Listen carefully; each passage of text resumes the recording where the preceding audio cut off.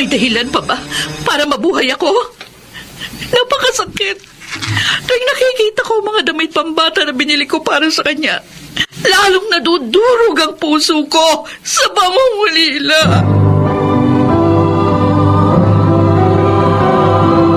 Handog ng DZRH ang dula sa kanyang panahon. Paano nga ba muling maitatawid ang buhay sa bagong kabanata nito? Pagkaraan ng isang trahedya. Mga kaibigan, narito po ang naging karanasan ni Sandra sa ating dulang sa kanyang panahon.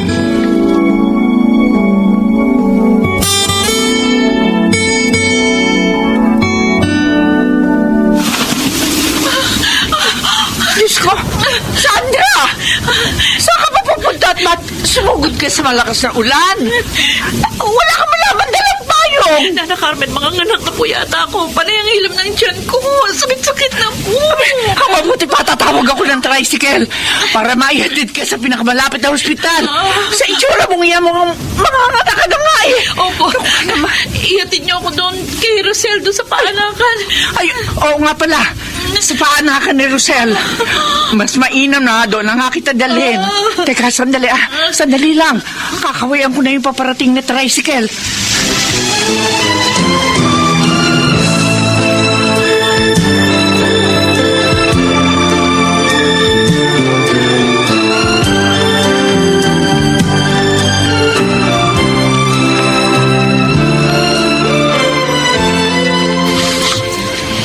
Berel, Tayo na. ipaalam ko lang sa iyo na nanganak na si Sandra. Inihatid siya ng Nana Carmen mo sa paanakan ni Rosel kaninang umaga. Oh, nanganak na pala eh. Ano pa problema ron, Tata Ramon? Hindi ka ba muna tatayo dyan sa pagsusugal para silipin ang asawa at anak mo? Alam mo, mas malaking problema kapag tumayo ako rito. Dahil hindi ko na mababawing talo ko. Kaya pwede ba, kung ayaw niyong mabastos ko pa kayo, umalis na kayo. At huwag niyo nang pakialaman ang pagsusugal ko rito sa lamay.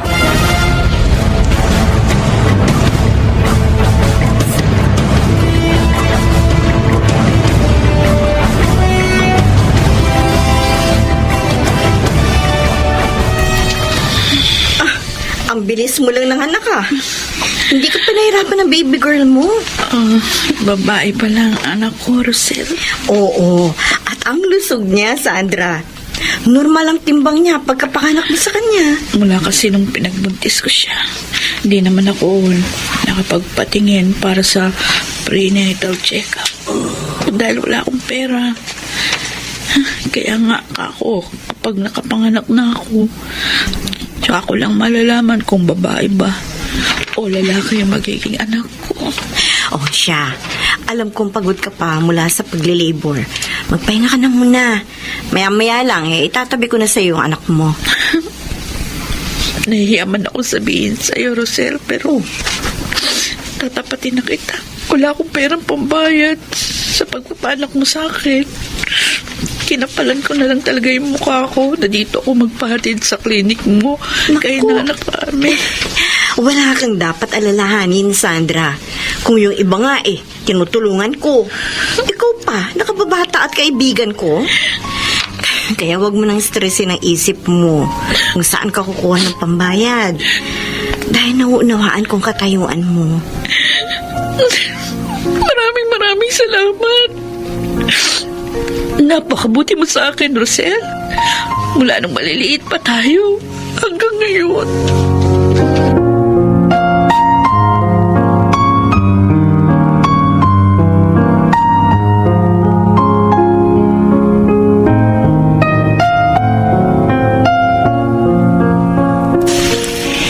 Isa lang ang masasabi ko sa iyo, Ramon. Huwag mo nang sinisita si Berhel sa mga kabalastugan niya. Sasagutin ka lang na pabalagbag ng taong yun. Alam mo naman, walang modo yun Saan ka nga nakakita na nakapanganak na't lahat yung asawa? Hindi pa rin sinisilip doon sa paanakan. Samantalang ilang araw at gabi na pala nakababad doon sa sugalan doon sa lamay. Kaya nga, ikako, huwag mo nang pag-aksaya ng oras ang hudas na yon. Si Sandra na lang ang tulungan natin. Kung ano man tulong ang maibibigay natin. Lalo na nga ngayon, may anak na siya.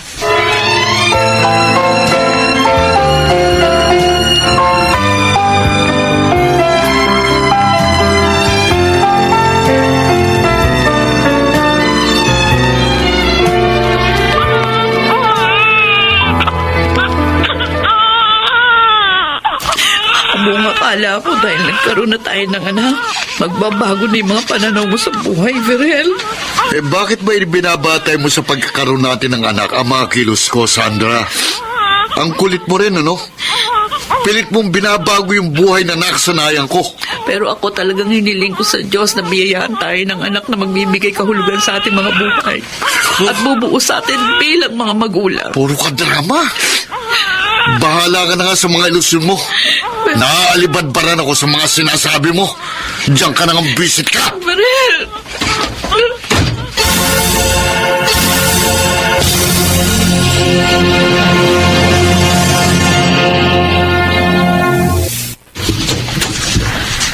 Sandra! Sandra, heto. Dinilang kita ng sinabawang isda sa malunggay. Mainam nga sitong sabaw ng malunggay para sa nagpapasusong kagaya mo. Para mas dumami pa gatas mo. Maraming salamat po, Nana Carmen. Masyado na po talaga akong nagiging abala sa inyo. Lalo na ngayong nanganak pa ako. Huwag mo isipin yun. Ang mabuti pa akin na muna yung anak mo, ha? Kakargahin ko muna para makakain ka. Umahagikik na pala, no? Opo. At ang bilis na rin po niyang gumapang. Ay, bantayan mo na siyang mabuti, Sandra. Alam mo ha, kapag gumagapang na ang bata, kung saan-saan na makakarating yan, abay, delikado na.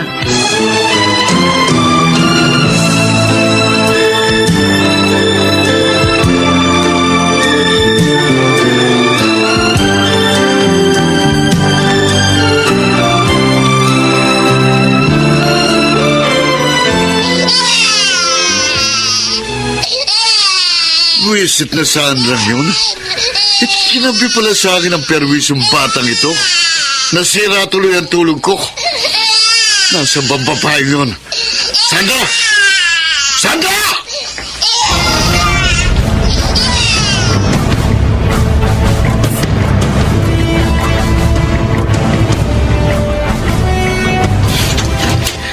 Tama. Baka bago magising si baby, matatapos ko na yung mga planchahin ito ni Mrs. David. Ilang kobre kama lang naman ito. Ay! Ano yun? Parang may naririnig akong pagkalos ko sa taas. Papunta sa may hagdan. Naku, Diyos ko! Ang anak ko baka nagising na. Gumapang papuntang hagdan. Ay! Diyos ko! Ang anak ko! Nahulog sa hagdan!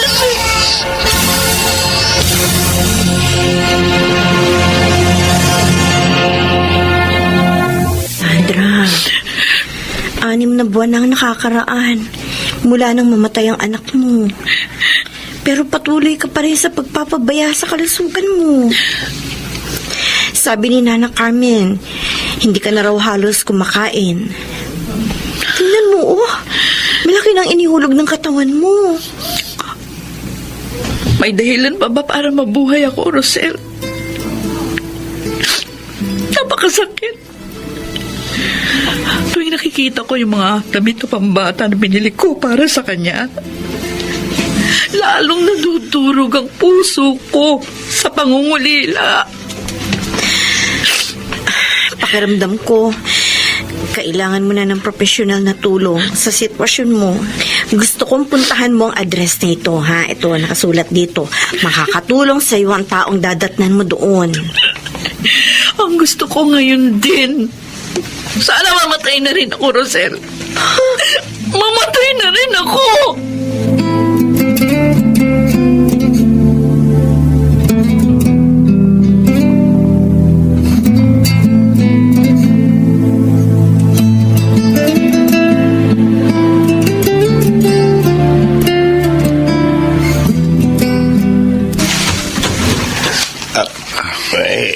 Ikaw pala, Berhel. Tata Ramon, pwede po ba akong tumuloy? Oo naman. Noon pa naman bukas ang pinto namin ng Nana Carmen mo para sa inyo ni Sandra. Ay, halika, pasok ka. Maupo ka. Salamat po. Ang totoo po, kaya ako naririto. Hindi ko na rin po kayang pamimigati sa pagkamatay ng aming anak ni Sandra. Hindi ko po alam kung paano ko haharapin ang ganitong damdamin. Naroon ako sa tabi ng anak ko, pero mas pinili kong matulog dahil sa kalasingan ko.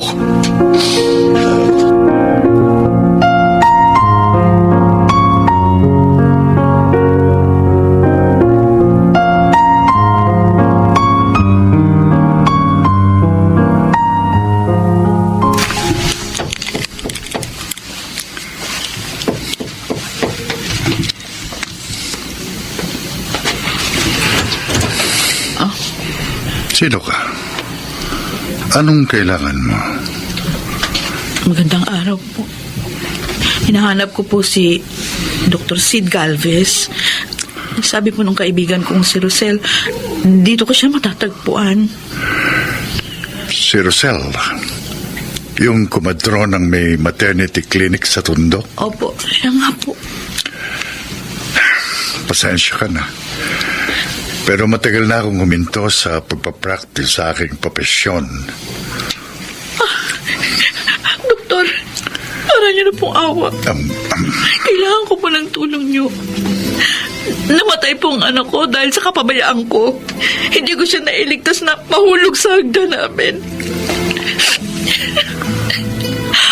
Ang nararamdaman ko po ngayon, wala na akong kabuluhan. Hindi dahil tama o mali. Pero iyon ang ginagawa natin. Hindi natin matanggap ang katotohanan sa kabila ng isang trahedya na pilit nating hinahanapan ang dahilan. Kaya ang ating mga emosyon palaging naghahanap ng masisisi sa pangyayari. Ang hindi maganda, ang mga sarili natin ang madalas nating sisihin. Papaalam lang sana ako sa iyo. Maaga kasi akong magre-report sa construction site. Natanggap kasi akong ceiling installer. Ngayon ang unang araw ko sa trabaho. Berhel, mabuti pa. Kumain ka muna bago umalis. Mainam ng may laman ang sikmura mo. Sandra, pwede ba kaya tayong magsimula ng isang panibagong buhay? Bakit hindi? Siguro nga, may mga bagay na hindi natin makukontrol. Pero sa sandaling matanggap natin ang mga pangyayari, mas madali nating makakalimutan ang hatid na kirot ng masasakit na sandali. Magsasama pa tayo sa susunod na mga panahon. At pangako, lahat gagawin natin ang magkasama. Hindi ka na mag-iisa.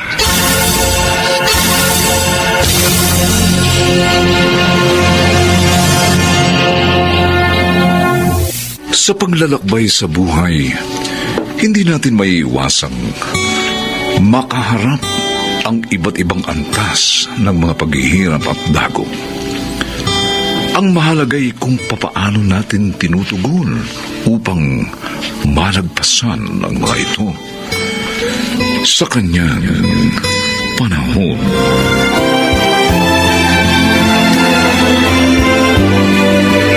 Mga nagsigalang Rosana Villegas, Chiquit del Carmen Amor, Susan Robles, Phil Cruz, Bobby Cruz at Lionel Benjamin.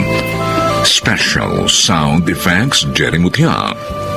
Technical Supervision Eric Lucero at Bong Muyar. Musical Scoring Buboy Sanonga. kasaysayang ito'y mula sa panulat ni Sel Barlam. At sa pinagsamang direksyon ng inyong lingkod, June Martin Legaspi at Bobby Cruz. Sa kanyang panahon. Ikaw na naman? Ano pa talagang kailangan mo sa akin? Bakit ginugulo mo ang buhay ko? Sandaling oras lang ang kailangan ko, Hasmin. At kapag naibigay mo yun sa akin, ako na ang pinakamaligayang tao sa buong mundo.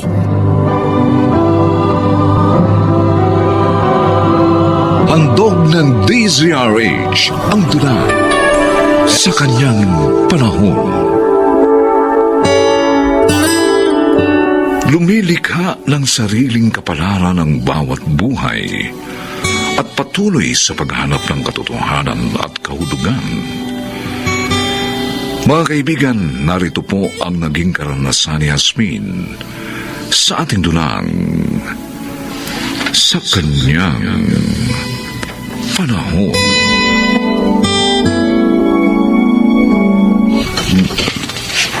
Pre, yung babaeng pumasok sa gate nila Miguel, sino yan? Si Yasmin yun. Yung nag-iisang anak nila ni Norma. Ganun ba? Ang gandang babae, ha? At matalino, paring Anton. Scholar ba naman sa isang sikat na state university? Ang alam ko, pre-law ang kinukuhang kurso. Uy, Bigat, no? ibig sabihin, mahusay pa lang ang pagpapalaki sa kanya nila Miguel at Norma. Oo, pare. pero may pagkasuplada nga lang. O Ne? baka naman mali lang ako ng impresyon sa bata niya dahil sub-sub nga ang ulo sa pag-aaral. Manang-mana sa mga magulang na hindi na magawang makipagkapwa dahil sa sobrang abala sa kanilang maliit na kantin. Siguro nga, baka mali ka lang nakakala. Bakit, pare? Kursunada mo ba? Ha? Kursunada mo? Sige na yan naman eh. Kung ano na ipapasok sa utak mo eh.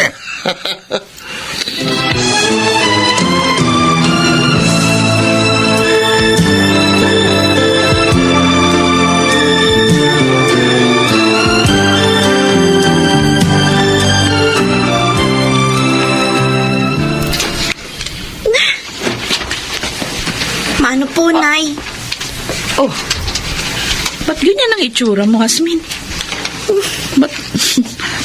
Sino ba kinainisan mo? Yun po kasing kainuman ni Mang Lito Oh. doon sa tindahan. Kung makatingin, para na akong hubaran. O bakit hindi ba taga rito at hindi mo kilala sa muka? Parang Anton pong narinig kong itinawag sa kanya ni Mang Lito sa pagitan ng pag-uusap nila habang papalayo ako doon sa kanila. Anton? Kamong pangalan, anak? Opo. Bakit bigla po kayo namutlay, Nay? Kilala po ba ninyo yung Anton na yun? Hindi. Paano ko makikilala yon? Hindi ko pa naman nakikita ang pagmumukha. Malaking lalaki po siya, Nay. Malaki rin po yung pangangatawan, pero kayong manggi ang kulay ng balat. Kulot po yung buhok nun. Oh, Diyos ko. Ang mga description sinabi ni Hasmin. Si Anton nga kayang kainin mo na inilito sa tindahan. Kututong-kutob ko. Nakalaya na si Anton.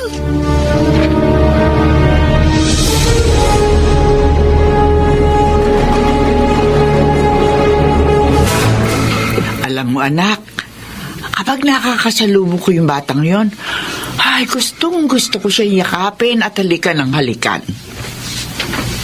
Pwede nyo na bang gawin yun, ha?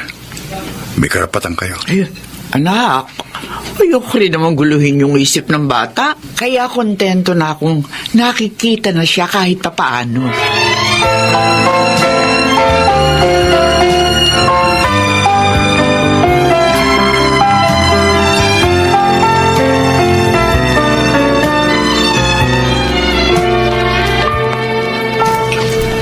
Hasmin, sandali lang. Sabi ko na nga ba, ako yung kanina pa sinusundan ng mamang to eh. At tinawag pa ako sa pangalan ko.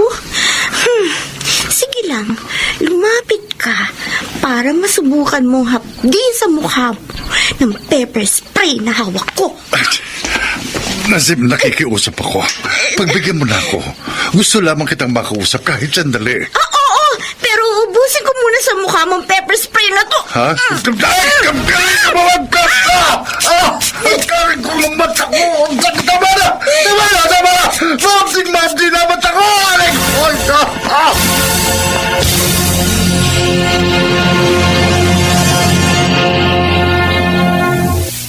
Pero tay! Nay! Nanganib na nga ang buhay ko sa taong yun. Hindi man lang ba kayo gagawa ng aksyon laban sa kanya? Ako nang bahala. Pupunta ako sa bahay nila. Kakausapin ko sa tungkol sa ginawa niya. Tay! Ang gusto ko, ipablatter na lang natin siya. Para kung ulitin man niya yung ginawa niyang panghaharang sa akin kagabi, may dahilan ako para damputin na siya ng mga pulis. Anak, paubayan mo na sa tatay mo ang bagay na ito. Malulutas na ito. Maniwala ka sa kakayahan ng iyong ama. Pero natatakot nga po ako sa kaligtasan ko sa taong yun. Hindi natin alam kung ano tumatakbo sa utak nun. Paano kung may masama nga siyang balak sa akin? Lalo na narinig ko sa labas o kalalaya lang pala sa bilangguan. Isa lang ang tiniti ako sa iyo, anak. Wala siyang masamang binabalak sa iyo. Kaya wag mo siyang pag-isipan ng masama. Bakit ba ganun? Tayo naman Bakit ba sa pakiramdam ko, siya pang binibigyang katwiran ninyo ni Inay sa ginawa niya panghaharang sa akin sa dilim? O baka natatakot kayo sa kanya? Dahil isa siyang ex-convict!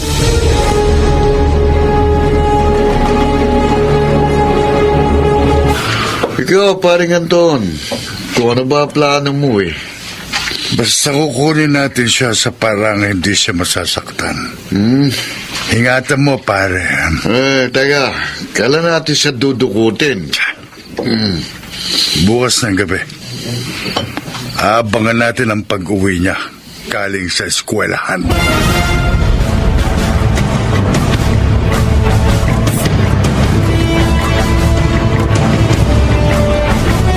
Miguel, hindi tayo naging handa sa ganitong pagkakataon. Handa man tayo o hindi, talagang darating ang ganitong pagkakataon, Norma. Huwag naman sanang maging mapusok si Anton.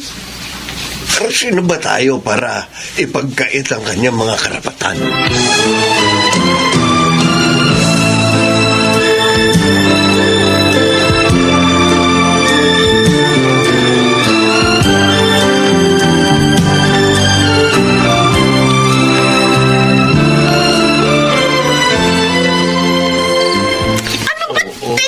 Teka, sandali lang! Bakit ba ginagawa niyo sa akin? Iwan niyo ko! Sumunod ka lang sa mga sasabihin namin. Hindi ka masasaktan, Asmin. Tama si Lito, Hasmin. Para hindi tayo magkaproblema. Sumama ka sa amin ng maayos. Ikaw na naman? Ano ba talagang kailangan mo sa akin? Bakit ba ginugulo mo ang buhay ko? Sandaling oras lang ang kailangan ko, Hasmin. At kapag naibigay mo yun sa akin, ako na ang pinakamaligayang tao sa buong mundo.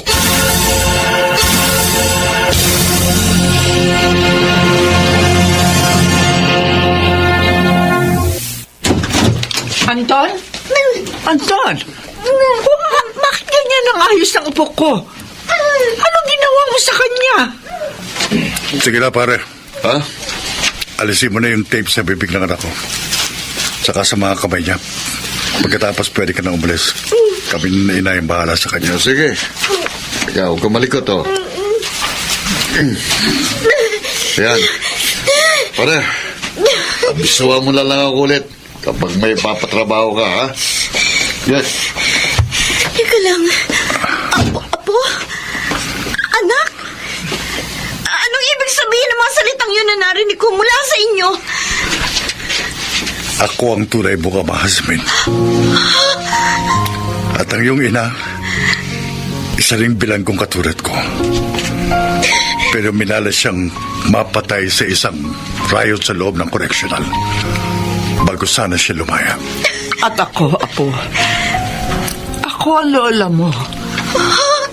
Alam mo bang sabik na ako mayakap at mahagkang ka? Hindi. Hindi totoo yung mga sinasabi Ang gusto ko lang naman, kilalanin mo rin ako bilang isang magulang. Mahalin at irespeto. Katulad ng atensyon at paggalang na ibinibigay mo kina Miguel at Norma. Yun lang ang tangi kong gustong madama, anak. Tama ang iyong ama, Apo. Sapat na sa aming kilalanin mo kami na kahit konti, magkaroon din kami ng puwang sa puso mo.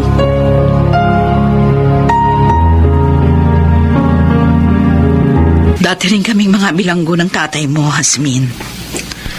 Magkakasama kaming nasangkot, dina Anton, at ng iyong ina sa isang syndicated staff. Nauna lang kaming lumaya sa kanila dahil sa kakulangan ng mga ebidensya. Ayun nga, pinaubaya kanila sa puder namin. At nalungkot din ako nung mabalitaan ko yung pagkakapatay sa iyong ina sa loob ng koreksyonal. Ang sakit-sakit.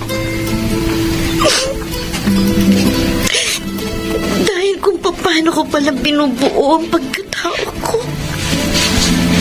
May madilim na bahagi pala ng buhay ko sa nakaraan na parang multong nakasubaybay sa akin ang hindi ko alam. Wala namang mababago sa mga pangarap mo. Ngayong alam mo na ang katotohanan, anak. At wala ring mababago sa panig namin ng iyong itay, sa pagmamahal na inukol namin sa iyo. Ikaw pa rin ang pinag-aalayan namin ng aming mga pagsisikap. Kung sana nga madali pa rin ako makapamumuhay sa kabila ng aking mga natuklasan. Parang nagulo na sa akin ang lahat. Pakiramdam ko, punong-puno ang utak ko ng mga negatibong kaisipan.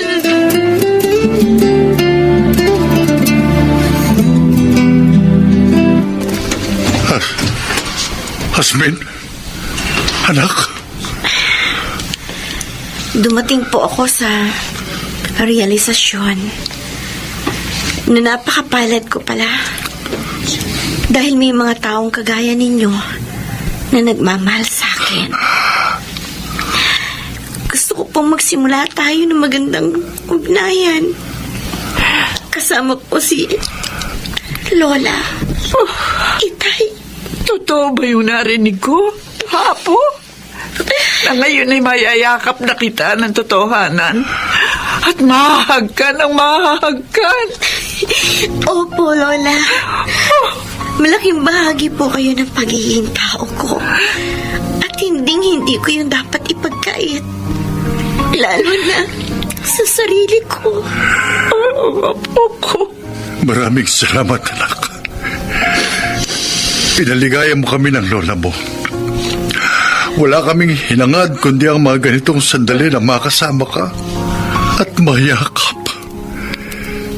Kaya tagal naming inasam ang pagkakataong ganito.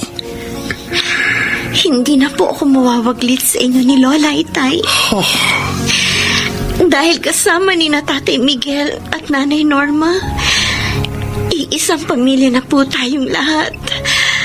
Sama-sama po nating tatanawin ang isang bagong hinaharap.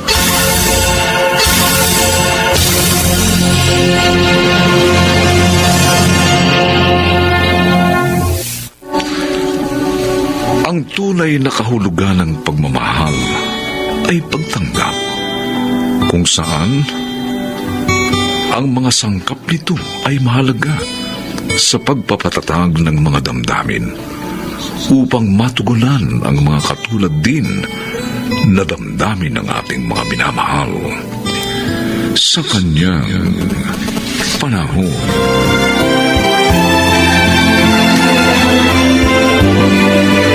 Mga nagsiganap, Chiquit del Carmen Amor, Rosana Villegas, Susan Robles, Lionel Benjamin, Bobby Cruz, at Phil Cruz. Special sound effects, Jerry Mutia. Technical supervision, Eric Lucero at Bong Buyar. Musical scoring, Buboy Salong. Ang kasaysayang ito'y mula sa panulat ni Sel Barlam. At sa pinagsamang direksyon ng inyong lingkod, June Martin Legaspi at Bobby Cruz. Sa kanyang panahon. At ako, hindi ba ako bahagi ng pangarap mo? Ang hirap sa'yo, hindi ka marunong makontento. Gusto mong maabot ang rurok ng tagumpay. Sukdulang lokohin mong asawa mo.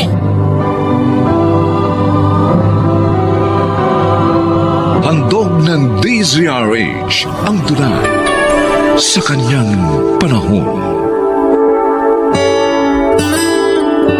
May mga lalaking labis ang kabaitan. Kahit mali na ang kabiyak, nagagawa pa rin pagpasensyahan ito. Mga kaibigan, pakinggan po natin ang naging karanasan ni Elson sa ating dunang sa kanyang panahon.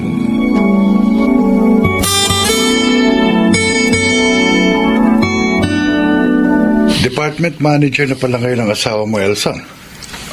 Oo, Kuya Randy. Eh, bakit parang hindi ka masaya? Masaya naman ako dahil nagtagumpay na naman siya.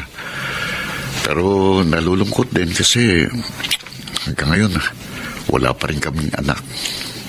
Di ba, 3 years na kayong kasal? At manager na siya ngayon. Siguro naman, tama na yung mga panahong pinagbigyan mo siya. Anong gagawin ko, Kuya? Hindi ka usapin mo. Sabihin mo na panahon na para anak naman ang bigyan nyo ng pansin. Paano kung hindi siya pumayag? Ikaw na tao ka, oh. Negative ka agad yung iniisip mo eh. Papayag yun. Napagbigyan mo na siya eh. 3 years ka nang naghintay.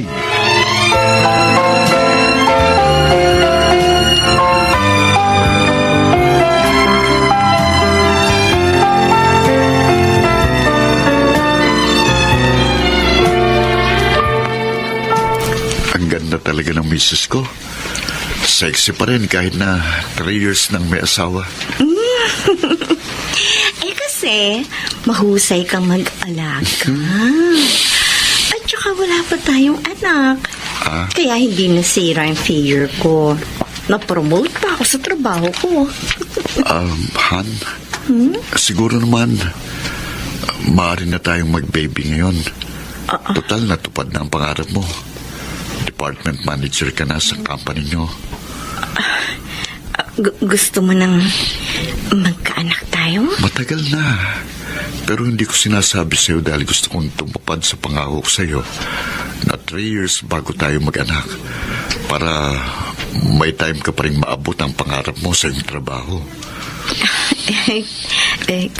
Kasi... Napagbigyan na kita. Sana naman ako ang pagbigyan mo ngayon.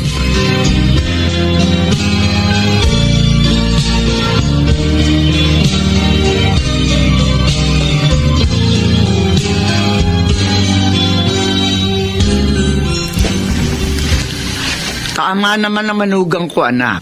Matagal na niya sinunod ang gusto mo. Tsaka isa pa, 30 anyos ka na sa 1 taon. Abay, baka mahirapan ka nang magkaanak niyan. Hindi naman po. Yun nga ang isang office mate ko 34 years old na nung mag-anak na. 40 na siya ngayon. Nakatatlong anak pa sila. Hindi pare-pareho ang mga babae, Nancy. Teka nga, hanggang ngayon ba? Ayaw mo pa rin magkaanak? Nanghihinayang po kasi ako sa career ko Kung mahihinto ako sa trabaho. Tsaka masisira ang figure ko. Nancy, pambira ka, Successful ka naman.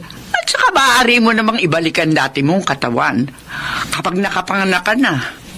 Pero, Mommy... Anak, huwag mong sagarin ang asawa mo. Abay, baka mainip yun. Maghanap ng anak sa iba. O ano, gusto mo yon?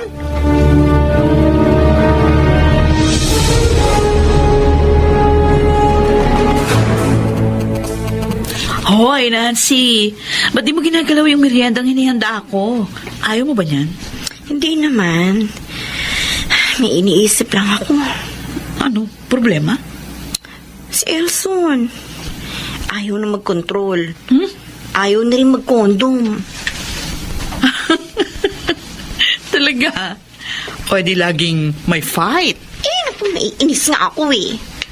Ayoko lang ipalata sa kanya. You mean? Ayaw mo pa rin magkaanak kayo? Oo.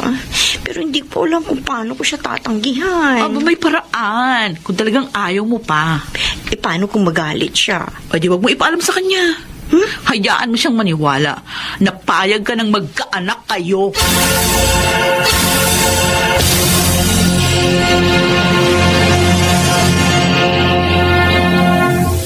Hindi pa rin kayo makabuo? Oo, Alan. Ang bagal nyo naman. Ilang buwan na mula nung tumigil kayo sa pagkokontrol, di ba? Oo, pero naniniwala ako na makakabuo rin kami. Masipag naman kami. Pare, ano kaya kung subukan mo sa iba? Ano? Malay mo, sa iba ka nakatakdang magkaanak. Alan, problema yung tinuturo mo eh. Baka magkahiwalay pa kami ng asawa ko kapag ginawa ko yan. At saka kasalanan yan. Kaya ayoko, pare.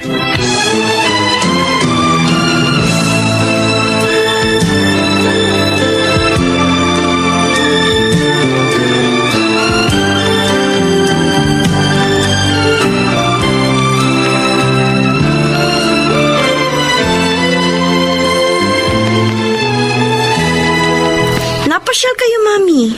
Abay, isang buwan ka nang hindi dumadalaw sa akin eh. Kaya ako na nagpunta rito. Naisip ko nga, baka buntis ka na. Kaya nahihirapan ka na maglalakad. Oh, Mami naman. Hindi pwede mangyari iniisip niyo. Eh, bakit naman hindi? Nagpipilso ako. Ha? Pero hindi alam ni Elson. Nancy, niloloko mo ang asawa mo sa ginagawa mo. Hindi pa po ako handang maging ina, Mami. Marami pa akong pangarap na gustong abutin. At kailan ka handa? Sa 1 taon. Oo. Ano? Ka ng hindi ka makasagot. Dahil kahit next year, ayaw mo pa rin. Anak, hindi tama yan. Hindi maaaring ikaw na lang ang nasusunod sa inyong dalawa ng manugang ko. Ihinto mo na ang paggamit ng pills. Mami naman. Yak nasasama ang loob sa iyo ng asawa mo kapag nalaman niya yan.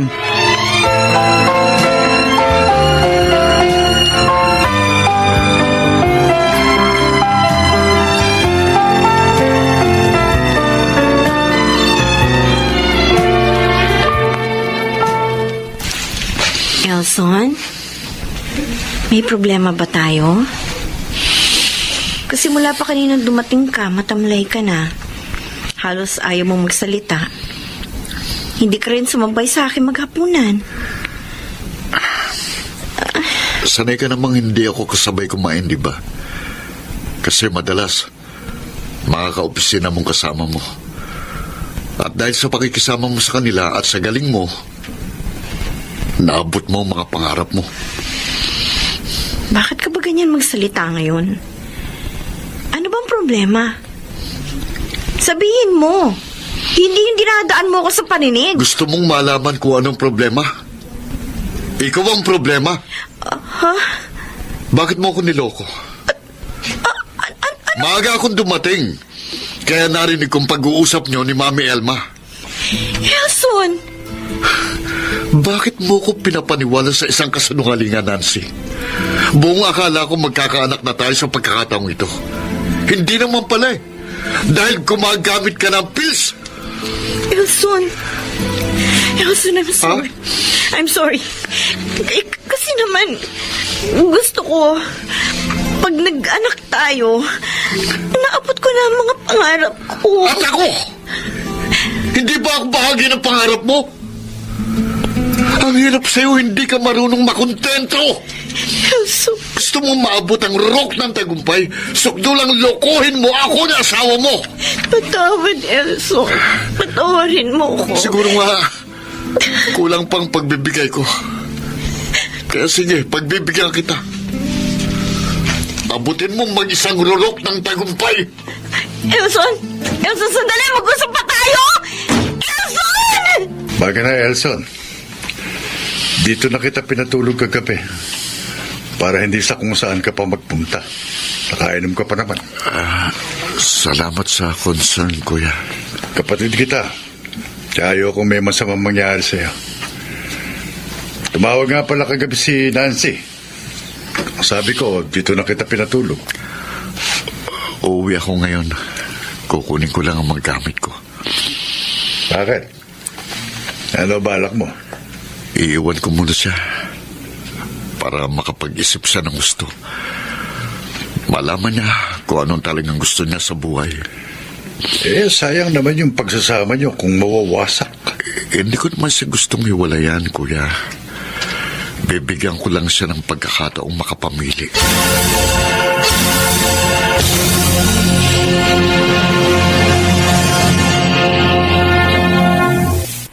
Mami, buti dumating na kayo. Ano ba nangyari? Tumawag ka na umiiyak. Pinapunta mo ko rito. Bakit ba? Narinig pala ni Elson yung pag-uusap natin kahapon. Galit na galit siya. Sabi ng katulong namin, kinuha raw niya ang lahat ng mga gamit niya. Kanina wala pa ako. Ito na nga ba inaalala ko eh. Kasi naman anak, dapat sinunod mo na siya. Dahil matagal ng panahon ka rin naman niyang pinagbigyan. Naalala ko pa nga noon, ikaw to mapilit na pakasal kayo. Dahil ayaw mo na ikaw mong mawala siya sa'yo. Sinunod naman niya ang gusto mo. Pero bakit ngayon? Nagawa mo pa siyang lukuhin. Nagsisisi na nga po ako, Mami. Ayoko po. Ano pa gagawin ko ngayon? Oh, yan. May tumatawag sa cellphone mo. Si Kuya, Baka asawa mo yan, sagutin mo. Kuya Randy ito. Sandali po. Hello, Kuya? Nancy, pagpunta ka rito sa ospital. Bakit? Ano nangyari? Si Elson, na-aksidente. Diyos ko! Ang asawa ko!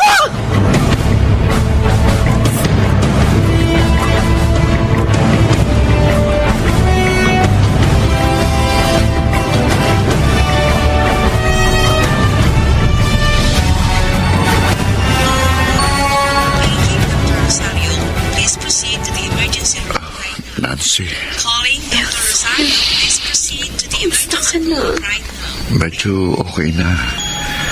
Hindi na ganong masakit ang sugat ko. Oh, salamat na lang. At hindi grabe naging pinsala mo. Kung nagkataon masama ang naging lagay mo, hindi ko mapapatawad ang sarili ko. Sorry. Kasalanan ko, kaya ka na-aksidente. Wala kang kasalanan. Ang driver ng kotseng bumangga sa akin. Yun ang may kasalanan. Masyado siyang matuling magpatakbo. May kasalanan pa rin ako. Kung hindi ko sinaktan ang damdamin mo, hindi ka aalis ng bahay. Hindi ka madidisgrasya. Nancy, Patawad, Elson. Believe me, I love you. Napakahalaga mo sa buhay ko. Kaya pakiusap, huwag ka na magalit sa akin. Bigyan mo pa ako ng pagkakataon. Pangako, itutuwid ko na ang nagawa kong mali.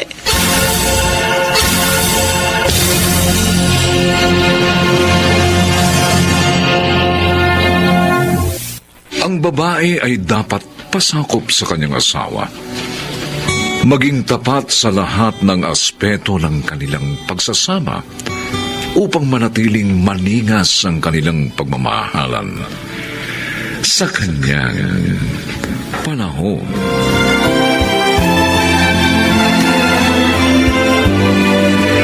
Mga nagsiganap: Phil Cruz, Chiquit del Carmen Amor, Rosana Villegas, Susan Robles, Bobby Cruz, at Lionel Benjamin. Special Sound Effects Jerry Mutia. Technical Supervision Eric Lucero at Bong Buyar.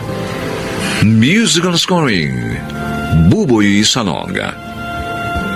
Ang kasaysayang ito'y mula sa panulat ni Telma Corporal Alcantara at sa pinagsamang direksyon ng inyong lingkod June Martin Legaspi at Bobby Cruz. Sa kanyang panahon. Pinagtangkaan ako pagsamantalahan ng kaibigan ninyong awas! Si Mang Pablo! Ano? Dahil sa pag-aalala ko na sabihin niya may sakit kayo, sumama ako sa bahay niya. Sa pag-aalala ko sa inyo, muntik na ako mapahamak! Handog ng DZRH ang tula sa kanyang panahon. Kahanga-hanga ang mga kabataang kahit na pabayaan ng magulang ay nananatiling matatag. At kahit mahirap ay pilit na tinatahak ang tamang landas ng buhay. Mga kaibigan, narito po ang naging karanasan ni Vanessa sa ating dulang sa kanyang panahon. Nay, may notice of disconnection na po tayo sa tubig at ilaw. Bakit sa akin mo sinasabi yan, Lisel? Wala naman akong pera. Yang ama mo ang kausapin mo. Mas malaki kita niyan. Bakit ako tinuturo mo, Mirna? May trabaho ka rin naman. Ay, natalo ako sa sugalang kagabi, kaya wala na akong pera. Mapuputulan tayo ng ilaw at tubig pag hindi po yun nabayaran. O, Tiago, narinig mo yon. Huwag mo munang bigyan ng pera yung babae mo sa Biros ng ilang araw. Bayaran mo muna yung tubig at ilaw natin. Bullshit ka! Bakit mo ba ako pinakikilaman, ha? Hindi ko naman pinakikilaman yung pagsusugal mo. Lintik na ito. Nay! Nay! Huwag na po kayo magtalo. Ako na po magbabayad ng ilaw at tubig natin. Ay, totoo ate. Oo, Lisel. Nakasweldo na ako kahapon sa fast food na pinapasukan ko. Ay, salamat naman, anak. Hindi na tayo mapuputulan ng tubig at kuryente. At hindi tayo pagchichismisan ng mga walang magawa dito sa ating lugar. Wala kasing kwenta tong ama niyo eh. Puro bisyo iniintindi. Tay! Walang yaka! Bakit niyo naman po sinampas si inay, tay? Madaldal kasi ang nanay nyo. Mapagmalines. Sakit na. Akala mo walang bisyo. Samantalang halos hindi na nga siya kumain dahil sa kasusugal niya.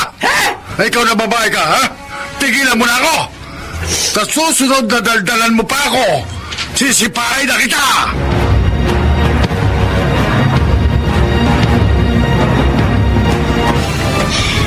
Bakit hindi ka pa natutulog, Lisel? Hating gabi na. Hindi ako makatulog ate. Naisip ko yung buhay natin. Doon pa lang naiisip mo. Di ba, ang mga magulang, gabay ng mga anak. Pero, bakit ganun yung mga magulang natin? Ayaw nila tayong gabayan. Ayaw ba nilang maabot ang mga pangarap natin? Hindi ko kayang sagutin ang mga tanong mo. Pero ito ang alam ko. May isip na tayo. Alam na natin ang tama at mali. At kahit mali ang nilalandas ni na Inay at Itay, dapat sikapin pa rin nating matahak ang tamang landas upang maabot natin ang ating mga pangarap. Paano kaya mangyayari yun? Tulad natin, paano tayo makakatapos ng pag-aaral? Ikaw nga, hindi ko nga nakapag-college dahil nagtrabaho ka na agad para matugunan mo yung mga pangangailangan natin. Mangyayari yun. Hindi man tayo magabayan ng mga magulang natin. Ang Diyos ang tutulong sa atin para magtagumpay. Anong problema sa akin, paring Tiago? Kahit dumito ka. Uy, salamat, paring Pablo. Akala ko tatanggihan mo ko eh. Hindi ko magagawa sa iyo, Andre. Malakas ka sa akin. Eh, teka, bakit nga ba ayaw mo umuwi sa inyo? Ah, Ilang araw ka na ikaw mo wala doon. Oh, eh tiyak hinahanap ka na nila. Lalo na yung maganda mong anak. Ang ibig kong sabihin si Vanessa. mo silang maghanap. Basta ang gusto ko, walang makikialam sa akin sa lahat ng gusto kong gawin. Eh, talagang hindi kita pakikialam, Andre. Sanggan dikit tayo.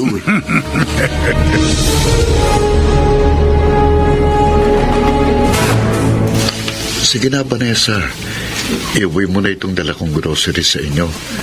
Kahit pa paano, makakabawas ito sa mga gastusin mo. Marami na akong utang na loob sa'yo, Albert. Kakahiya na. Ipinasok mo pa nga ako sa fast food na pinagtatrabahuan ko ngayon. Masaya ako matulungan ka. At alam mong dahilan. Mahal kita. Yun na nga eh. Ayokong samantalahin ang kabutihan mo.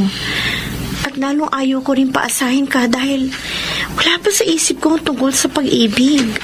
O sige. Kung talagang wala pa sa isip mong bagay na yan, hindi kita pipilitin. Pero sana, hayaan mong tulungan kita. Kahit bilang kaibigan mo man lang na nagmamalasakit sa'yo.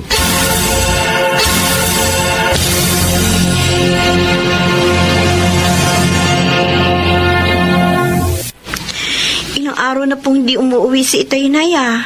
Eh, ano ngayon? Nay! Asawa niyo siya. Di ba kayo nag-aalala? Anong klase ba siyang asawa? Wala namang kwenta. Nagsisisi nga ako kung bakit siya pinakasalan ko eh. Alam mo ba kung bakit ako naging sugarol? Dahil pag nagsusugal ako, nakakalimutan ko yung mga pagtataksil niya sa akin. Huwag mo nang alalahanin nung walang ngayon. Baka may bagong kalandian. Sige na, alis na ako. Kanina pa ako hinihintay sa sugalan ni Aling Ibiang. Diyos ko. Hindi ko po alam kung paano magbabago ang mga magulang ko. Pero kayo po, kaya niyo silang pagbaguhin. Pakiusap po. Liwanagin niyo po ang kanilang isipan. Kailangan po namin sila, Diyos ko.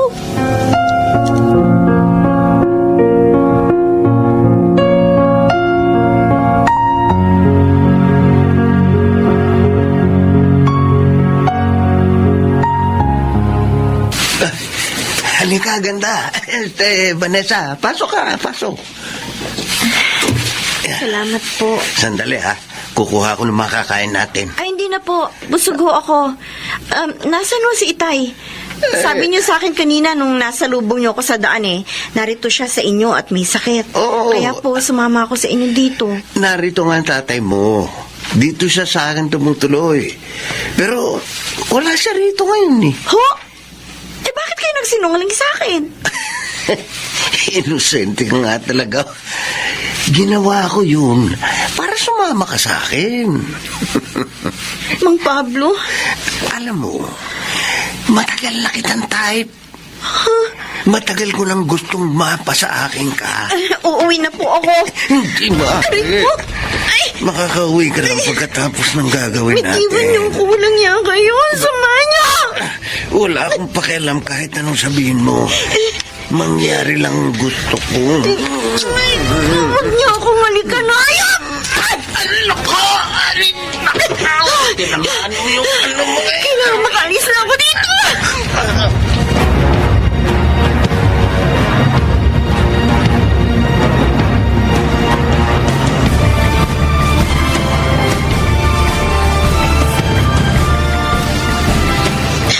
Yun po nangyari, Inay. Salamat na lang. Nakatakas ako sa kanya. Pagkasipa ako sa kanyang ari. Ang walang iyang Pablong yun. Irereklamo natin siya sa mga pulis. Ngayon din.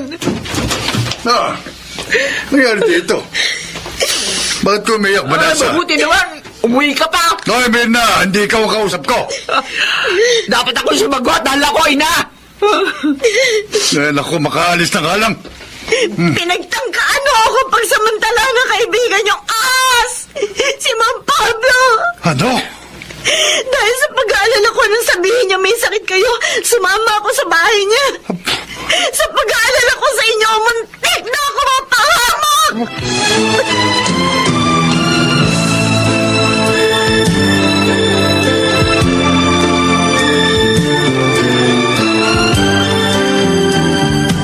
Hayop ka, Pablo!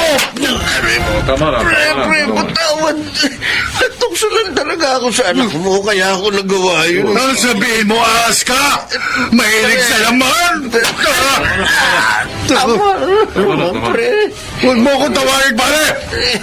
Mula ngayon, hindi na kita kaibigan, gago! Pre. Mamang pulis, kulihin niyo ng walang yan. Sige, sige. Bago kong mapatayan! Oo, tama na, tama na.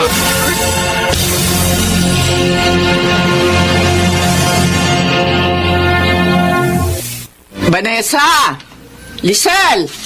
Bayali na kayo! Handa na hapunan! Nagluto ako ng sinigang sa bayabas. Ha? Eh, Nay? Totoo po ba ito? Ha? Kayo nagluto? Ay, oo naman, mga anak. At mula ngayon, lagi ko na kayo ipaghahanda ng mga pangangailangan nyo. Talaga po. Nay, Patawarin niyo sana ako sa mga pagkukulang ko, mga anak, ha? Natauhan ako dahil sa nangyari sa iyo, Vanessa. salamat naman po, Nay. Kung ayaw magbago ng tatay niyo, bahala siya. Pero ako magbabago na para sa inyong mga anak ko. Ate, ang saya-saya. Oo nga. Pero huwag kayong mag-alala, Nay. Tutulungan ko po kayo para maitaguyod ang buhay natin.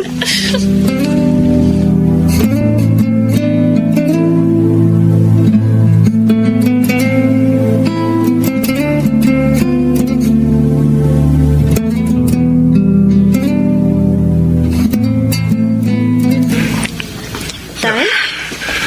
Oh, bakit ang dami niyong dala? May oo nga. Isang sakong bigas at mga groserya. Para dito sa bahay lahat yan, Vanessa. Birna. Tiago?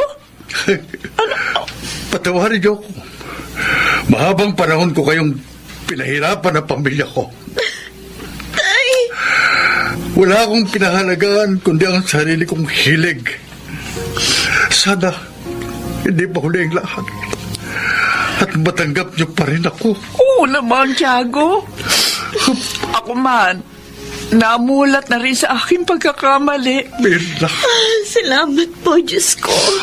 Dininig niyo rin ang aking panalangin.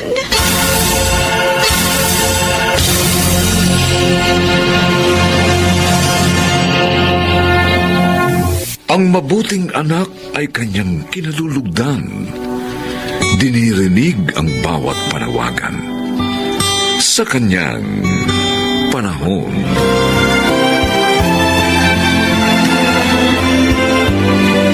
Mga nagsiganap, Chiquit del Carmen Amor, Susan Robles, Phil Cruz, Rosana Villegas, Lionel Benjamin at Bobby Cruz. Special Sound Effects, Jerry Mutia. Technical Supervision, Eric Lucero at Bong Muyar. Musical Scoring, Buboy Salonga. Ang kasaysayang ito'y mula sa panulat ni Telma Corporal Alcantara. At sa pinagsamang direksyon ng inyong lingkod, June Martin Legaspi at Bobby Cruz. Sa kanyang panahon. Minsan, Kuya, ilang taon na kaming tumutulong sa inyo. At saka kung wala namang magagandang katangian si Ken, hindi ko rin siya matututuhang mahalin. Kahit anong gawin mo. Kaya sana naman, huwag mo nang isumbat yun. Para bang gusto mong bayaran namin? Tama na. Kung ayaw mo akong tulungan, di wag! Kalimutan mo na may kuya ka!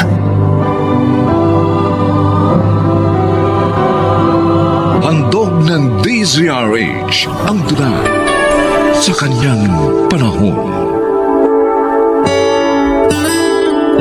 May mga taong abusado. Tinulungan mo lang at lahat, ikaw pa ang minamasama. Ganito po ang naging karanasan ni May sa ating dulang sa kanyang panahon.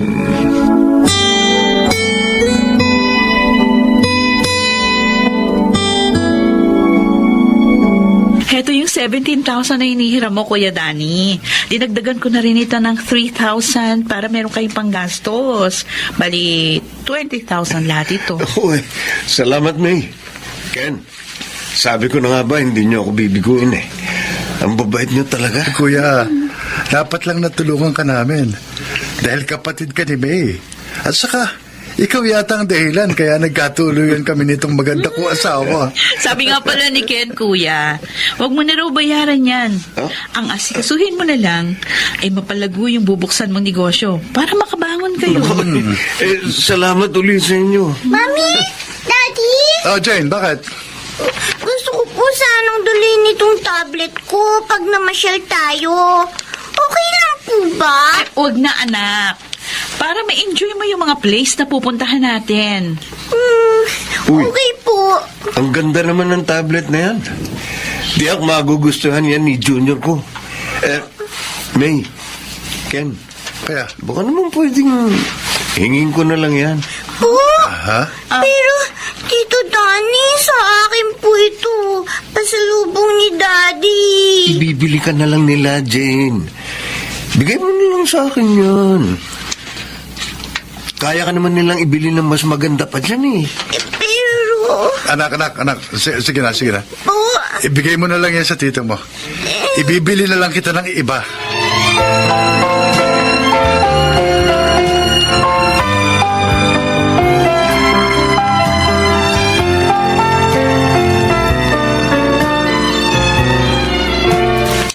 Oh, ayan ha. May panggastos na tayo. May puhunan pa sa online business na gusto mong pasukin. Oo nga. At may pang-inom pa kayo ng barkada mo. Dahil bukod sa sinobrahan mo ang hiningi mo sa mag-asawa, aba, dinagdagan pa nila. Utak lang yan. Ano ba? At saka marami naman silang pere. Hindi nila ito ikahihirap. Pero nakahihiya pag nalaman nila yung mga ginagawa mo. Nasa abroad pa man si Ken, tinutulungan na tayo ng kapatid mo. Dahil nga natanggap ka sa trabaho. Ngayon naman, binigyan ka pa ng malaking halaga. Tayo lang naman na nakakaalam nito eh. Siguro naman, hindi ka magsusumbong dahil para sa atin din tong ginagawa ko. Ang gusto ko lang naman sana, Danny, ano na yung paglalasing. Kaya ka naalis ang mga naging trabaho mo dahil dyan. Makitid ang utak namang naging boss ko. Hindi marunong makinig sa katuwiran ko. Tao. Libangan ko lang naman ito eh. Kaya ikaw, huwag mo silang gayahin. Huwag mo akong pakialaman.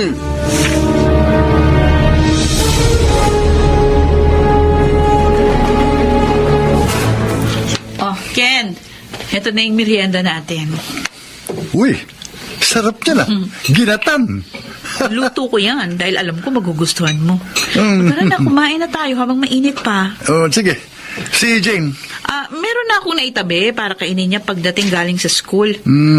Oh, kumusta naman yung grocery natin? Ayos naman. Malakas. Kaya hindi ako nangihinayang na hindi na bumalik pa sa abroad. Ay naku, talagang hindi na ako papayag na umalis ka pa, ha? Sapat na naman yung kabuhayang na ipundar natin. Ito na lang ang ating palalaguin. Opo, misis. Naalala ko, ano ba yung sasabihin mo sa akin? Yung kuya ko, tumawag na naman. Wala na raw silang makain ng pamilya niya. At malapit na rin maputulan ng tubig at ilaw. Ganun ba? Oo. Di bigyan natin ng groceries. Tulungan na rin natin sa ilaw at tubig. Nakakaawa naman kung mapuputulan sila. Nakakahiya na nga sa'yo eh.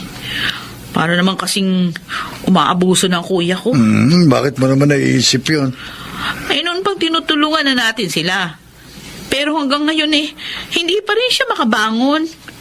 Hindi makahanap ng trabaho. Malay natin, baka mapalago niya ang online business na binuksan niya. Kaya magtiwala pa rin tayo sa kanya.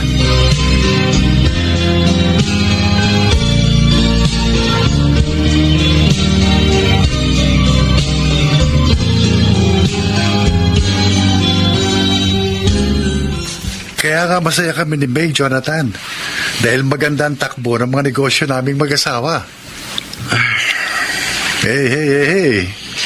Lalim ng buntong hininga mo, ah. Anong problema? Yung tiyahin ko, yung nagpalaki sa akin. O bakit, may sakit ba? Wala naman. Lagi ko rin silang tinutulungan. Kahit nung nasa ibang bansa pa tayo. Kaso nabisto ko eh. Kaya pala sila nagigipit dahil lulong sila sa sugal ng mag-asawa. Ha? Oo, kinausap ko sila ng maayos. Na huwag naman ganun. Dahil masamang libangan niyang sugal. Babaon ka niyan sa hirap. Abay, nagalit pa sa akin eh. At katakot-takot na sumbat ang sinabi nila sa akin. Naalala ko tuloy yung kapatid ni May. No. Matagal na rin namin tinutulungan. Sabi ni May, pakiramdam niya, parang sumusobra na yung kuya niya. Sabi ko naman, bigyan namin ng chance. Baka naman this time, makabangon na siya sa negosyong binuksan niya. Nakita niyo na ba ang business niya? Alamin niyo rin yun. Dahil baka nga inaabuso na kayo ng mga tinutulungan niyo.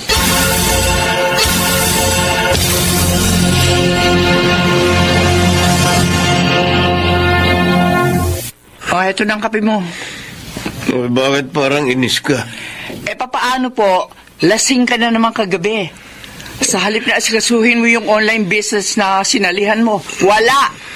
Nakatenga lang yung mga product mo. Tuloy hanggang ngayon, kapos pa rin tayo.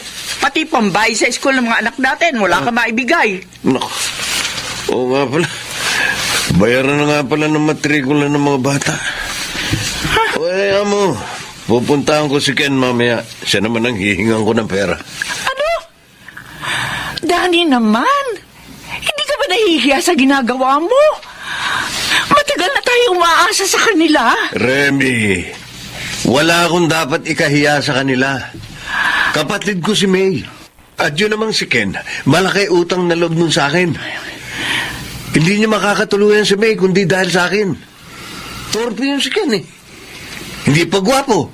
Kaya kung hindi ko siya tinulungan sa kapatid ko, hindi siya tatanggapin nun. Pero mali pa rin na samantalahin mo ang utang na loob niya sa'yo.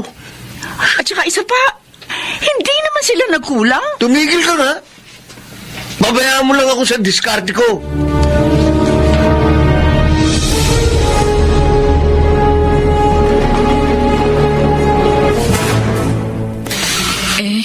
Wala si Ken, Kuya Danny. Ah? Dinalaw yung mga biyanan ko.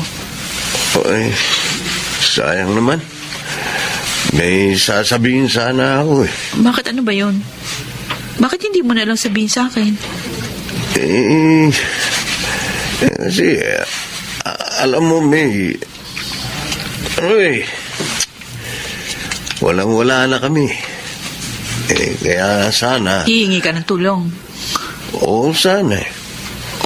Kumusta na ba yung online business na binuksan mo? Ano nang balita doon? Wala ka man lang naikukwento sa amin. Ano naman eh, hindi pa kumikita.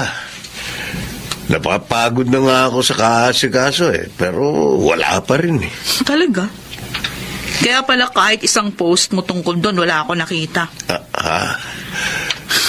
Kuya, sana naman, tigilan mo na yung paglalasing. Para makapokus ka sa pagbangon nyo. Sino makatindila nagsabi sa'yo na naglalasing ako? Hindi ko ginagawa yun. Galing ako sa inyo kahapon. At narinig ko yung pag-uusap nyo ni Ate Remy. Kaya hindi ka makapagkakaila sa akin. Kuya, walang buting maitutulong sa'yo ang paglalasing. Ang hirap sa'yo. Minsan ka lang nakatulong, ang dami mo na sinabi. Alalahanin mo dahil sa akin kaya kayo nagkatuluyan ni Ken. Minsan?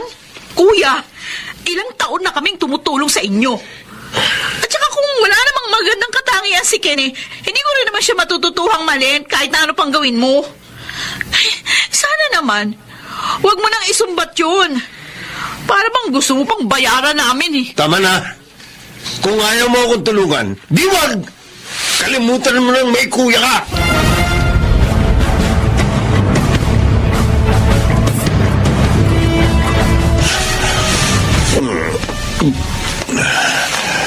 Dami na nainom ko. Dun sa bahay ni Pare Merto. Buti na lang. May pera siya. Kaya nakatoma kami ng gusto. Kaya lang, naantok na ako. Dito na lang ako matutulog. Di na ako papasok sa kwarto namin ni Remy. Di ako, bubungangaan na naman ako. Pag nakita lang lasing ako. Dito na lang ako matutulog.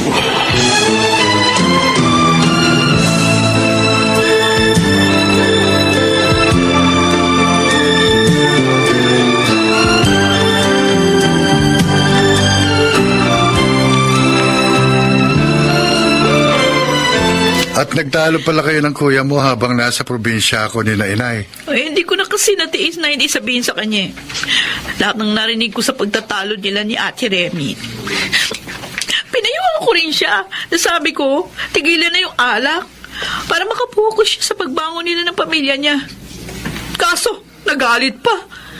Kalimutan ko na raw na may kuya pa ako. Sabi lang niya yon dahil mainit ang ulo niya. Dahil nga nabuko ang mga ginagawa niya sa atin. Kinahiya ako sa iyo eh. Dahil sa ugali ng kapatid ko. Asawa mo ko, May. Kaya hindi ka dapat mahiya sa akin. Mommy? Daddy? Oh, Tumawag po ni Tita Remy sa phone. bakit? Bakit daw? Si Tito Danny Ru po. Oh. Nasa gasaan. Ano? Oh, Diyos ko! Ang kapatid ko!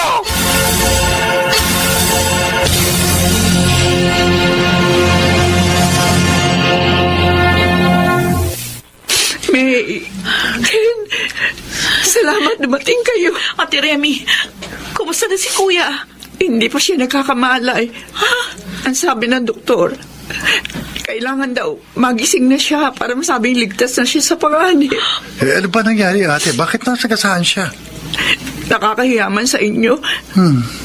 Suga pa kasi sa alak yan si Danny. Yun ang dahilan. Kaya madalas siya matanggal sa mga pinapasukan niya noon. Kagabi, Lubusan. Masaya ako. Dahil namulat ka na sa mga pagkakamali mo, Kuya. Asahan mo, tutulong pa rin kami para makabangon kayo.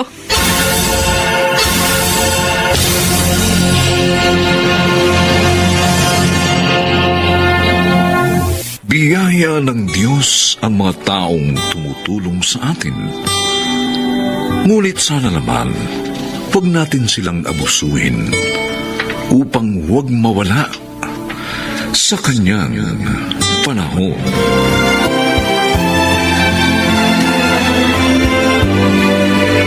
Mga nagsiganap: Rosana Villegas, Bobby Cruz, Chiquit del Carmen Amor, Lionel Benjamin, Susan Robles, at Phil Cruz. Special Sound Effects, Jerry Mutia. Technical Supervision, Eric Lucero at Bong Muyar. Musical Scoring, Buboy Salonga. Ang kasaysayang ito'y mula sa panulat ni Telma Corporal Alcantara. At sa pinagsamang direksyon ng inyong lingkod, June Martin Legaspi at Bobby Cruz. Sa kanyang panahon.